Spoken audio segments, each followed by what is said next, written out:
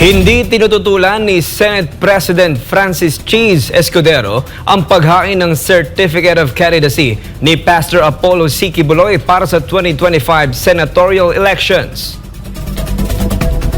Paliwanag ni Escudero na isa ring abogado, may kalayaan si Pastor Apollo na maghain ng kanyang kandidatura sapagkat walang batas na nagpipigil sa kanya na gumawa nito. Ipinunto din ng mambabatas na hindi naman convicted sa mga kasong kinakarap ni Pastor Apollo para ma-disqualified sa halalan.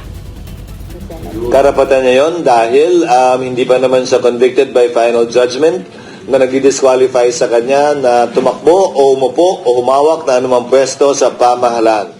Sabi rin ni Escudero na bagamat kasama sa mga penalty sa kaso ni Pastor Apollo ang absolute disqualification, ay pwede pa rin siyang tumakbo dahil wala pang pinal na desisyon mula sa korte.